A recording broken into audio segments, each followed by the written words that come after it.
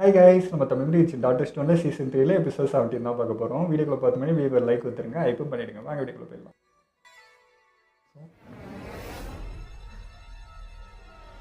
துப்பாக்கிய பார்த்ததுல வேற உணர்ச்சிவசப்பட்டு கிளம்பிட்டான். ஆனா நம்ம தான் யாரையும் கொல்லக்கூடாதுன்னு சபதம் எடுத்திருக்கோமே. சொன்னது மாதிரியே செஞ்சா நல்லாதான் இருக்கும். வீட்டே பண்ணிட்டானே, போயிட்டு புல்லட் வேஸ்ட் பண்ண.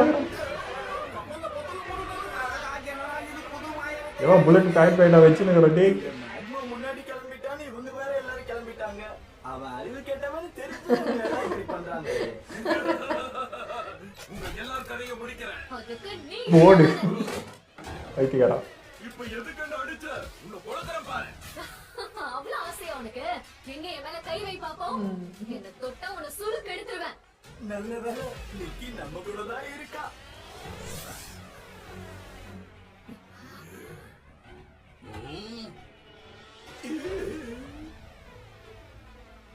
குண்டை வேஸ்ட் பண்ணாத. அதுவும் சரிதான். பண்ணிட்டானே கொஞ்சம். ரகசிய ஆயுதம் தம்பி. அடடடடடா, இதுல இன்னும் 3 குண்டு தான் பாக்கி போச்சு. இருக்கு. ஏய் செக்கு, என்னப்பா அது? இது மேக்னீசியம். தற்சமயத்துக்கு இது நமக்கு பெரிய உதவியா இருக்கும். இந்தா வெடிப்புண்டா வந்து புஷ்வான மாதிரி.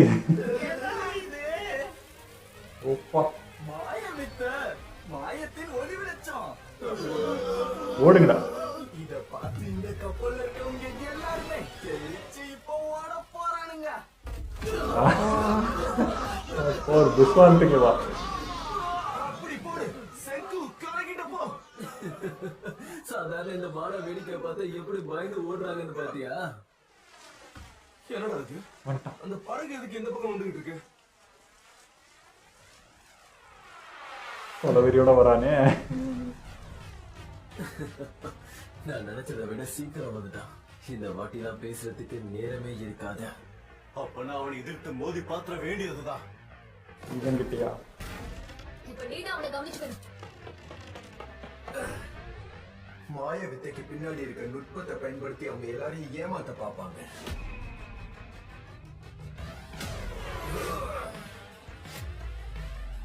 உன்னோட விரல் அசைவை நான் கவனிச்சிட்டேன். அப்ப நீதான் இப்ப வித்த காட்ட போறியா?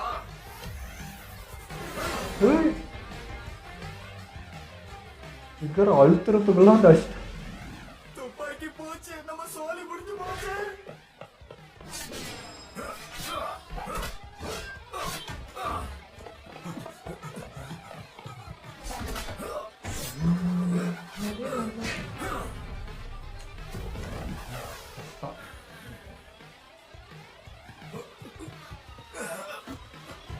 அவன் உள்ள போய் ஒளிஞ்சுக்கிறான். இல்லை, தூக்கிட்டு உள்ள போறாங்க. அவ்வளோதான். சிங்கு, ஏதாவது பண்ணுடா. உள்ளதானே லேப் இருக்கு, மேபி அங்க போறாங்க. வித்ததான் காட்டேன். இப்ப இங்க இருக்க இந்த கதவை சாத்திட்டு போறதுதான் பெரிய வித்தை. உள்ள போய் இதை பண்ண போறோம். அதே உடச்சிட்டானா? திறந்துடும். உள்ள ஏதோ ட்ராப் இருக்குன்னு நினைக்கிறேன். வரணும் தான் பண்றோம்.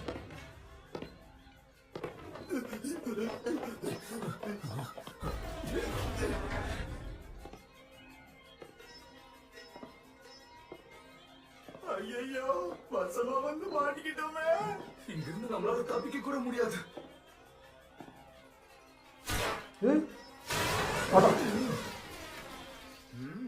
மாட்டிக்கிட்டீங்க. ரெண்டே உதத்தான்.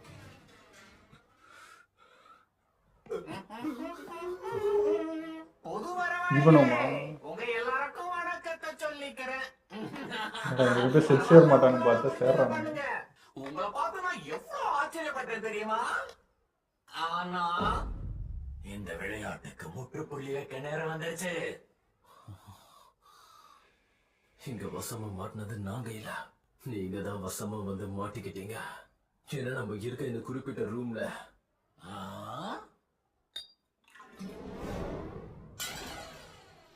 என்ன இது ஸ்டோரேஜ் ரூம் வேற? சொல்லல அதுவா? அதுன்னு ஆரம்பத்துல நினைச்சிட்டு இருந்தேன். ஆனா இதுதான் நம்மளோட ஜோக்கா. ஏய், புரியுது. சயின்ஸால உருவாக்கப்பட்ட அந்த மெட்டல் டோரை தாண்டி அந்த இபாராவால கண்டிப்பா வந்திருக்க முடியவே முடியாது. எனக்கும் இப்பதான் புரியுது. அவனை எழுப்புறாங்களா? வேற வழியே இல்ல.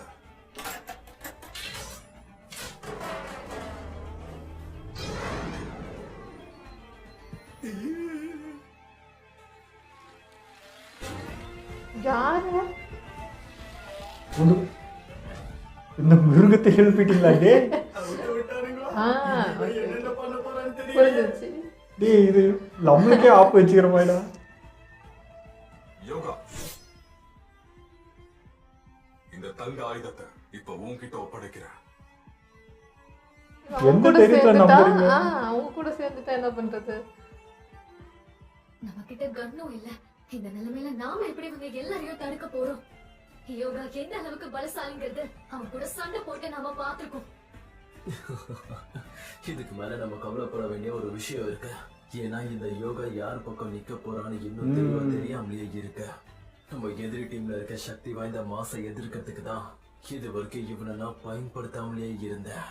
யோகான்னு சொல்லி மேபி ஈகோனால சண்டை போடுவாங்கன்னு தோணுது. பார்ப்போம். சிலையாத்தானே இருந்தான். அப்படி எப்படி திடீர்னு? அப்படின்னா தலையில தொப்பி போட்டிருக்கிற அவனை பார்க்கும்போது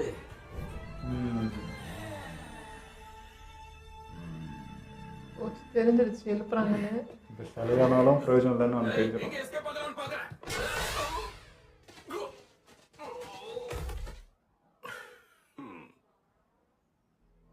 அந்த ஒரு தாக்குதலை இருந்தே நீ எப்பேற்பட்ட மாவீரன் எனக்கு நல்லாவே புரியுதா? இவனோட பேரு மாஸ் தானே. இவனை எதிர்க்கிறதுக்காக தானே நீ இப்போ என்ன எழுப்புன? ஆமா, பரவாயில்ல, கற்பூர மாதிரி புடிச்சிட்டியே. நான் உன்னோட எதிரிங்கிறத நீ மறந்துட்டியா என்ன? அதை என்னைக்கும் நான் மறக்க மாட்டேன். அப்படின்னா ஒண்ணு சயின்ஸ் ராஜ்யமா நான் உன் கூட சேர்ந்து நான் ராஜ்யம் பண்ணலாம், இல்லன்னா மாஸோட ஒண்ணு சேர்ந்து உங்க ராஜ்யத்துல இருக்கவங்களை என்னால கொல்ல முடியும். இப்போ என்ன செய்யறது? இந்த இக்கட்டான சூழ்நிலையில முடிவெடுக்கிறதுக்கு ஓட் பண்ணி தான் எடுக்கணும் போலயே. சயின்ஸ்ல வாங்கினது ஞாபகம் இருக்கா? இந்த புதுசா வந்தவங்களால இந்த உடைஞ்சு போன சிலைக்கும் முழுசா உயிரை கொடுத்துட முடியும் போல இருக்கே. இது நல்லதுக்கு இல்ல. ஒருவேளை அவனை சரி பண்ணிட்டாங்கடா. டவுட் வந்துச்சு பத்தியா? அப்ப என்ன எழுப்பிடுவாங்க. எனக்கு ஆபத்து வரக்கூடாதுன்னு தான் அந்த மாஸ்டரோட சிலையை அடிச்சு உடைச்சேன். இது இந்த வாய்ஸ் இந்த மனோபாலா பேசுவார்ல அவர் மாதிரியே கொடுத்துருக்காங்க. பார்க்கும் அப்படிதாங்க. எப்படியாவது இவங்க ரெண்டு பேரும் சண்டை போட வைக்கணுமே, அப்பதான் வேலைக்கு ஆகும். அதுக்கு நம்ம வாயை திறந்தாதான் வேலைக்கு ஆகும் போலயே. டேய் மென்டலிஸ்ட், வேற ஏதாவது யோசி. இவங்கிட்ட என்னன்றா பேசுறது? வேலை அந்த யோகா நம்ம பக்கம் தான் இருக்கான்னு அந்த மாச நம்ப வச்சுட்டா வேற வழி இல்லாம அப்புறம் அவன் கூட சண்டை போடுவான்ல. ஏ நிக்கி, யோகாவை விரும்புற மாதிரி கொஞ்சம் நடிக்கிறியா? அது உனக்கு எப்படி தெரியுது? இந்த ஆம்புலன்ஸ் நினைச்சியா? இந்த வேலையை அவகிட்ட வச்சுக்க, என்கிட்ட வச்சுட்டு தோலை உரிச்சிருவேன். எதுக்கு இப்போ உன் கையை பிடிச்சு இழுத்த மாதிரி கத்துற? உன்னை நடிக்க தானே சொல்றேன். கொஹாக்கு பண்ண மாதிரி பண்ணிட்டு போ. எனக்கு உன்னை பிடிச்சிருக்கு, உன்னை நான் விரும்புறேன்னு காக்கா கதை இந்த சொல்ல உடம்புல எங்கடா? சரி, இவங்க சொல்றதால செஞ்சு தொலைகிறேன். ஐயோ, நான் எப்படி செய்யறது? நான் சொல்ல இந்த போறேன். முரட்டு உடம்பு வச்சுக்கின்னு நடின. எனக்காக ஒருத்தனுக்காக நீ சொல்லாம வச்சிருந்தேன். அது போய் இவன் கிட்ட சொல்லணும்னு நினைக்கும் போது ரொம்ப கஷ்டமா இருக்கு. ஐயோ, இவன் ஒரு காதல் கிறுக்கின்றத நான் மறந்து தொலைச்சிட்டேனே. தோழ பேசிட்டு இருக்காம கொஞ்சம் அமைதியா இருக்கியா? சரி சரி, நான் பேச மாட்டேன். தயவு செஞ்சு என்ன விட்டுடுங்க. நான் உன்னை கொல்லலாம் மாட்டேன். ஏன்னா நான் உன்னை கொல்ற அளவுக்கு நீ தகுதியானவெல்லாம் கிடையாதா? ஒரு வகையில நீ உன்னுடைய வேலையை நல்லதா செஞ்சிட்டு இருக்க. ஹே நிக்கி, நீயும் அந்த மாதிரிதான். உனக்கான கடமைகளை சொன்னதுக்கு அப்புறம் பரவாயில்ல, அதை நீ செய்யணுங்கிறதுக்காக நீ ஒத்துக்கிட்ட. நல்லா பேசுறேன். உண்மையிலேயே நீயும் நேர்த்தியானதுதான். இந்த பக்கம் இருக்கிற இருந்தாங்க. இந்த மாசோட நான் சேர விரும்புறேன் அப்படின்னா எனக்கு பின்னாடி இருக்க எல்லாரையுமே நான் கொல்ல வேண்டியதாக இருக்கும்.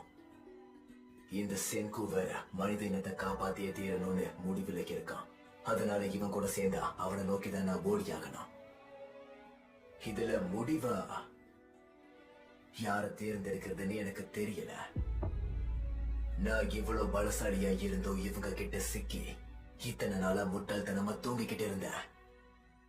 ஆனா எனக்கு அப்படி இருக்க விருப்பம் இல்ல. சுதந்திரமா இருக்க மட்டும்தான் நான் விரும்புவேன். இத பத்தி உனக்கு என்ன தோணுதுன்னு சொல்லு மாஸ். ஏதாவது முடிவு சொல்றா. யார் கூட சேருதுன்னு யோசிச்சுட்டு இருக்கானா? எனக்கு அதுல சம்மதம் தான். ஆமா, உன் பேரு ஹியோகா தானே? நீ சொல்றதும் வாஸ்தவம் தான். யோசிக்கிறது இதுல கஷ்டம் தான். இவன் இந்த அளவுக்கு சக்தி வாய்ந்தவன் நம்மளால பார்த்து எடை போட முடியாது. ஆனா அவன் கேள்விக்கு இப்ப பதிலை எதிர்பார்க்கிறான். உண்மையை சொல்ல போனா எங்களோட தீவுல கூட இந்த மாதிரி தேர்ந்தெடுக்கிற வேலையை பார்க்கிறோம். அதாவது அழகா இருக்கிற பெண்களை நாங்க தேர்ந்தெடுப்போம். அதனால நீ விருப்பப்பட்ட உனக்கு பிடிச்சவங்களை நீ வந்து தேர்ந்தெடுக்கலாம். என்ன வச்சு மாத்த பாக்குறியா? கொன்னுடுறேன். இப்படி சொல்றது உனக்கு சின்ன பிள்ளைத்தனமா தெரியலையா? பெண்கள்னால எல்லாரும் அழகானவங்க தான். அதுல நான் தேர்ந்தெடுக்கணும் அப்படின்னா இந்த உலகத்துல இருக்கிற எல்லா பெண்களையுமே நான் தேர்ந்தெடுப்பேன். எல்லாருமே அழகா. இந்த ராய்ஸு என்னைக்கும் திருந்த மாட்டான். இவன் ஏன் சம்மந்தமே இல்லாம ஆஜராகிறான்?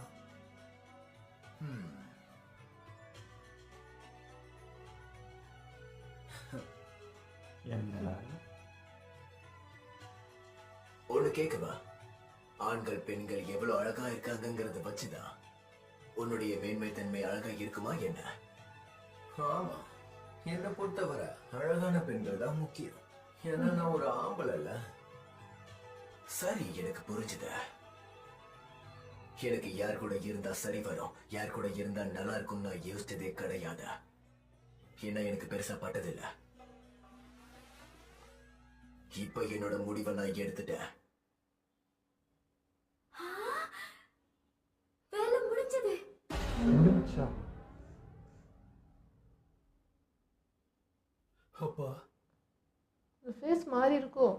20 வருஷமா நான் இங்க வராம இருந்ததுக்கு மன்னிச்சிருங்க. இந்த தீவுடைய மக்கள் எல்லாருக்கும் நான் உங்களை அறிமுகப்படுத்துறேன். என்னடா அது? இவ்வளவுமா? நம்ம கிரிசேமா பரவாயில்லையே, நல்ல டைமிங்ல தான் கிளம்பி வர்ற. செக்கு நகர்ந்து நில்லு. சரி, அந்த பக்கம்தான்.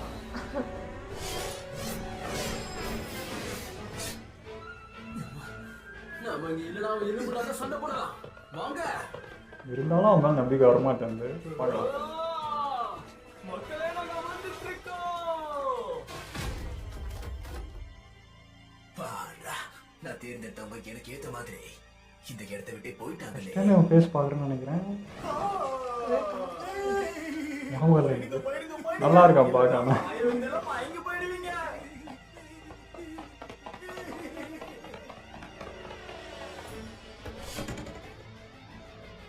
சென்குவும் மத்தவங்களும் இங்க இருந்து போயிட்டாங்கன்னு நான் இங்க இருக்கிறத நீயும் கண்டுக்காம போக போறியா? நீ அப்படி போக நான் எப்படி உன்னை விடுவேன் மாஸ்? வா, ஒரு தடவை நாம மோதி பார்க்கலாம். இதுக்கு ஈக்குவலாக தான் இவனுக்கு இருப்பான்னு சொன்னோம். பார்ப்போம். இப்போ தெரிஞ்சுக்கலாம்.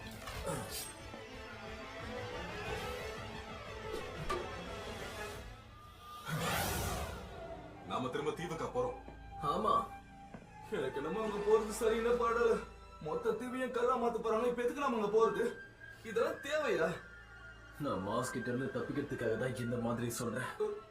இந்த மாதிரி நிலைமையில யோகா நம்ம கூட சண்டை போட முடியாதுல்ல. அதை வச்சு பார்க்கும்போது நான் சுயநலமாக தான் அந்த முடிவு எடுத்திருக்கேன். அதுவும் சரிதான். எங்க நீ திருந்திட்டியோன்னு பயந்துட்டேன். உண்மையை சொல்லணும்னா தீவுல இருக்க ஒரு முக்கியமான ஆளை தான் நம்ம பிக்கப் பண்ண போறோம். அவரை பார்த்ததுக்கு அப்புறம் தான் இந்த கேம்ல நம்ம ஜெயிச்சோம் அர்த்தம்.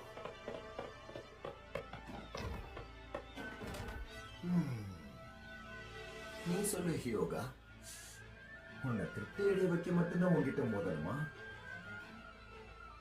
சரி, நான் கவனமா இருக்கேன். உன்னை பார்த்தா பலசாலி மாதிரி தான் தெரியுது. ஒரு வழியா நான் நினைச்ச மாதிரி அவன் கோவப்பட்டுட்டான். என்ன மன்னிச்சிடு. இது வரைக்கும் என்கிட்ட மோதி யாரும் உயிரோட இருந்தது இல்லை. அதுதான் உனக்கும்.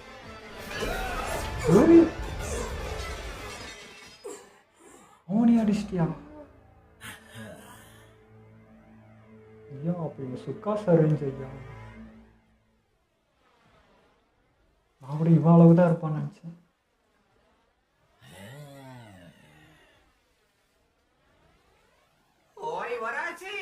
இங்க வாடா. சமத்த பிள்ளையா, இதோ இந்த பொருள் இருக்க, இதை வாங்கிட்டு போய் நம்ம தீவுக்கு நடுவுல நோண்டி வச்சுட்டு வரியா? அப்ப மொத்த தீவையுமே கல்ல மாத்த போறீங்களா? ஆனா தீவுக்கு நடுவுல இந்த கருவியை வச்சுட்டு வரணும் அப்படின்னா அங்க இருந்து அவன் எப்படி தப்பிச்சு இங்க வருவான்? அவ வந்தா என்ன, வரட்டி போனா எனக்கு என்ன?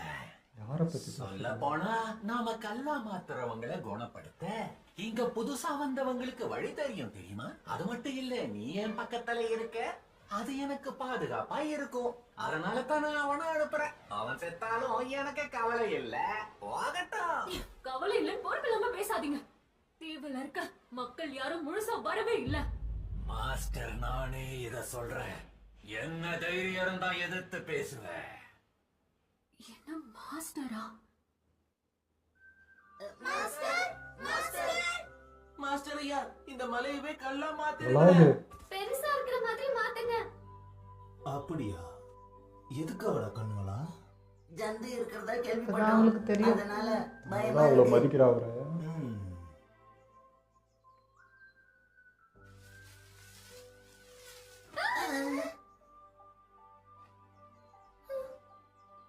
இது வெறும் பொம்மை தான். இது யாருக்கும் தேவைப்படாதுன்னு இதை இங்க தூக்கி எறிஞ்சிருக்கிறாங்க, அவ்வளவுதான். அப்படியா? சரி, எல்லாரும் இங்க கவனிங்க. இந்த வெளிச்சம் இருக்கே, இத பெரிய பரப்பளவு இருக்கிற இடங்கள்ல எல்லாம் பயன்படுத்த கூடாது. ஏன்னா இந்த உலகத்துல வாழறது மனிதர்கள் மட்டும் இல்ல, நம்மள மாதிரி இங்க நிறைய உயிரினங்களும் இருக்கு. அதனால இங்க வாழ்வுங்கிறது எல்லாருக்கும் சமமானது. அந்த விஷயத்த என்னைக்கும் மறந்துடாதீங்க. மொத்த தீவையும் கல்லா மாத்துறது பெரிய தப்பு. அதுவும் உங்க சுயநலத்துக்காக செய்யணும்னு நினைக்கிறது தப்பு. இங்க பாருங்க யுபாரா, இப்ப நீங்க சொன்னதுதான் மாஸ்டரோட உண்மையான விருப்பமா?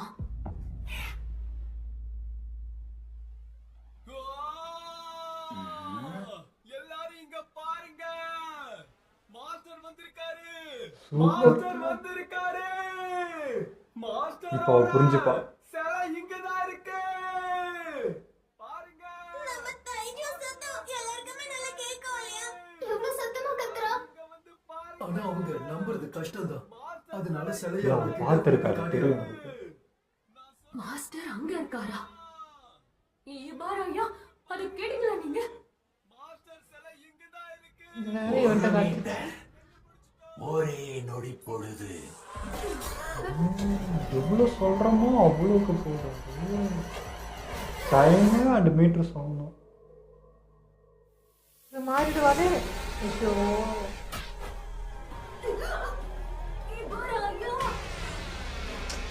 இல்ல. இது வச்சு உலகம் ஃபுல்லாகவும் போட முடியும். அப்போது எவ்வளோ சொல்கிறோமோ அவ்வளோ இருக்குது.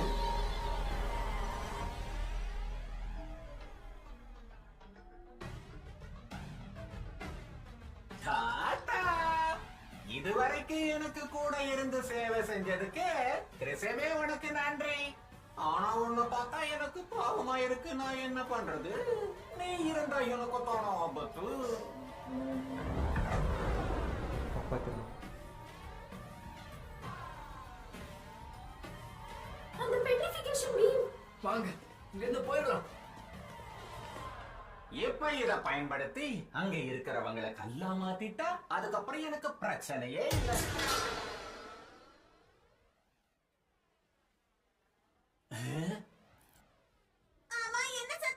எந்த ரத்தம் இது? என்ன ஆச்சு? இபாரா, துப்பாக்கி. சத்தம் போடாம அமைதியா இருக்கணும். கையில சுட்டுருக்கு. இத சொல்றதுக்கு எவ்வளவு ஆசைப்பட்டேன். இதுல மிச்சம் இருந்த புல்லட்ட காத்துலயும் மாஸ் மேலையும் சுட்டேன். அப்படின்னா இன்னும் கடைசியா ஒண்ணு இருக்கணும். இதுக்கு மேல நீ எது சொல்றதா இருந்தாலும் சரி, அப்புறம் ஏதோ ஒண்ணு வருமே, மறந்துட்டேனே. ஐயோ, நல்ல டைலாக் ஆச்சே. என்ன வரும்? டேய், சரி, அதோட என்ன வந்து- பண்ண? சந்தேகத்தின் பேர்ல நான் உன்னை கைது பண்றேன். பிடிச்சிருங்க. இல்லை, அது ஏதாவது சொல்லி போட்டாலும் ஒர்க் ஆகுது. தண்ணி உள்ள போயிடாம பிடிச்சிடணும். இந்த மெடுசா இனி எனக்கு சொந்தம். ஐயோ இவன் வேற. இந்த எபிசோடில் முக்கியமான ஒரு விஷயம் வெளியே வந்திருக்கு. நான் நினச்சேன் இந்த சின்ன இது வச்சு ஒரு குறிப்பிட்ட அளவுக்கு தான் ரேப் போட முடியும், உலகத்தையே போனால் பெருசாக பண்ணியிருப்பாங்க அப்படின்னு நினச்சேன். இல்லை, இப்போ இவன் சொல்கிறத வச்சு பார்க்குறப்போ டைம் அண்ட் மீட்ரு அது எந்த லெவலில் சொல்கிறோமோ அந்த லெவலுக்கு அது பண்ணுது. அப்போ இதை வச்சு இப்போ டிவிக்கே போட முடியும்னா அப்போ இதை வச்சு உலகத்துக்கும் போட முடியும். அப்போ இதை வச்சு தான் மாற்றிருக்காங்க. ஸோ சொல்கிற இதோ பொறுத்து தான். எனக்கு இதை சொல்கிறப்போ இப்போ இந்த உலகமே மாறணும்னு ஒருத்தன் இதை பண்ணியிருந்தா சொன்னவனு சேர்ந்து தானே சிலையாயிருப்பான். அது என்ன கணக்கில் பண்ணியிருப்பாங்க, அது எப்படி அப்படின்றது இல்லையே இப்ப இவ கூட போட்டா எங்க தூக்கி போடுறாங்களோ அந்த இடம் மட்டும்தானே வருது. இவ கையில இருக்கும்போது இவ அப்படியே தானே இருக்கா.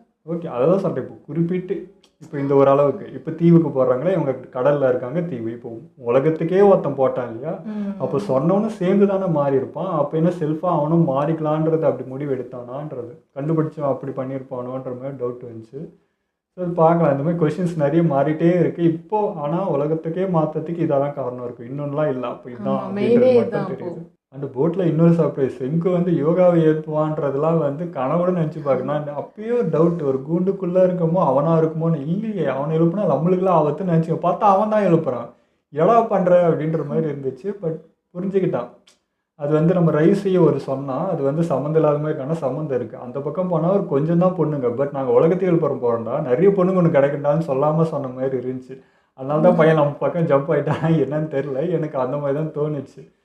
ஸோ அவனுக்கு வந்து தெரியும் ஏற்கனவே சயின்ஸ் எதிர்த்து நம்மளால் ஒன்றும் பண்ண முடியாது. நம்ம என்ன தான் பவர்ஃபுல் என்ன தான் இருந்தாலும் 1000 வாட்ஸ் இன்னும் 1,00,000 வாட்ஸு கொடுத்து நம்மளை படுக்க வச்சுட்டானுங்க. இவங்கள்ட்ட வேணாம் அப்படின்றது ஒரு முடிவு இருக்குது. அவன் பின்னாடி தான் போய் ஆகணும்.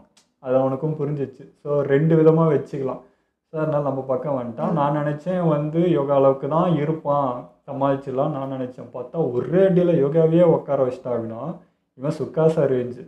ஸோ அது வேறு லெவலில் இருந்துச்சு. இல்லை எனக்கு வந்து யோகா வந்து சுகாசா மாதிரி தான் ஃபீல் ஆச்சு. சுகாசா எப்படி பார்க்கறதுக்கு மாடர்னாக இருந்தால் உள்ள ஒரு நல்ல மனசு இருக்கும். எனக்கு இவங்கிட்டையும் அப்படி தான் ஃபீல் ஆச்சு. அவன் வந்து பொண்ணுங்களுக்காக அப்பயும் பண்ண மாதிரி எனக்கு தெரியல. அவன் வந்து அழகை மெயினாக வச்சு அதில் தான் நீ நிரூபிக்கணுமான்னு அவன் பேசுனது இவனுக்கு பிடிக்கல. எனக்கு தெரிஞ்சு அந்த தாட்டு இவனுக்கு ஒத்து வராதனால தான் இது சரி வராதுன்ட்டு இங்கே இருந்த மாதிரி எனக்கு தோணுது. ஏதோ இப்போ நம்ம சைடு ஏதோ மாறி வந்திருக்கானே, அந்த ஒரு 1,00,000 வாட்ஸ் வந்து அவன் பிரெயினை மாற்றிக்குது அப்படின்னு கூட வச்சுக்கலாம். அவன் நல்லா தான் போச்சு. பட் அவனை சமாளிக்க முடியலையே. இவனை எழுப்பினாலே போதும், அவனை பார்த்துப்பான் அப்படின்னு ஒரு தைரியமாக இருந்தோம். பார்த்தா அவன் ஒரே அடியில் நம்மால் வந்து அப்படி உட்கார ஆமாம், நான் கூட நம்மால் தான் பயங்கரமாக இருப்பான்னு நினச்சேன். அவன் கூட மேலே இந்த கீழே அந்த உள்ளே போய் சண்டை போடும்போது கூட இவன் ஓடனாடா, இவனை பார்த்துட்டு இவன் ஓடுறான்னு நின்று சண்டை போடுறான் அப்படிங்கிற மாதிரி இருந்துச்சு. பார்த்தா அப்படி அடிக்கிறாங்க, இவனே விழுந்துட்டா. அந்த சத்தியமாக எதிர்பார்க்கவே இல்லை. அது வந்து எப்படி சொல்கிறது, ஒரு நேச்சர். அது இவங்கெல்லாம் வந்து இதுக்குன்னு ஒரு ஒரு என்ன சொல்ற சண்டைக்குன்னு பயிற்சி எடுத்து வரவங்க. இவன் வாழ்ந்த பிறந்ததுலேருந்தே ஒருத்தன் இருக்கானா, அப்போ அவனை விட இவன் பவராக தான் இருப்பான். காட்டுக்குள்ளே வளர்ந்து அதுக்குள்ளேயே இருக்கிறவன் ஸ்ட்ராங்காக. ஏன்னா அந்த டோரை எட்டி வச்சு 2 வதையில் வச்சு தள்ளுறான். அதுலேயே அவன் எவ்வளோ ஸ்ட்ராங்குன்னு தெரிஞ்சு போகுது. அதேமாதிரி அந்த ரீயூஸ் பண்ணுற அந்த பொண்ணும் பார்த்தீங்கன்னா ஓகே அவளுக்கு எதுவும் உண்மை தெரிஞ்சால் மாறிடுவான்னு நினச்சா. அதே மாதிரி தான் அந்த விஷயம் தெரிஞ்சதும் டக்குன்னு அந்த இதுக்கு வந்தேன். நான் இவன் பேசுகிறப்போ நான் அரசர்னு எடுத்துக்கல, வேறு யாரோ இன்னொருத்தர் இருக்காங்க போல, இல்லை கூட இருக்க அவனை யோசிக்கிறாளா அப்படின்னு யோசிச்சுட்டு இருந்தேன். பார்த்தா அரசர் தான். டப்பிங் மிஸ்டேக்காக என்னன்னு தெரில.